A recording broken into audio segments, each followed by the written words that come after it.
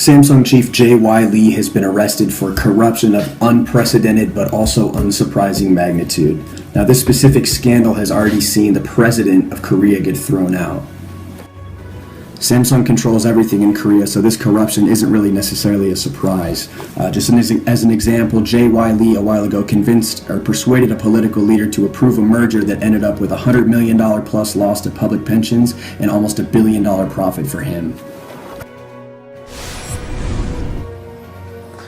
Lee was arrested earlier this month on bribery and perjury charges related to giving $37 million to an advisor of President Park in exchange for political favors.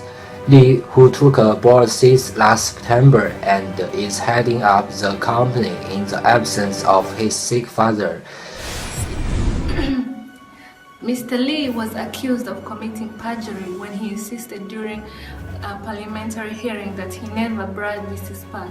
Samsung said it will try to clear Mr. Lee's name at trial. It did not immediately comment on his indictment.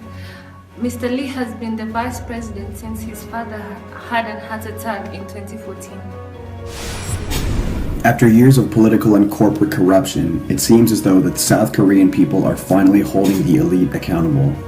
And it's imperative that this happens now because Samsung represents 17% of the GDP of South Korea, so if they go down, everybody goes down. While this is a scary development, hopefully it starts a domino effect and there's a wave of uprisings of people taking power and greed and corruption away from the elite. I'll leave you with that. You stay classy, Cesar Ritz.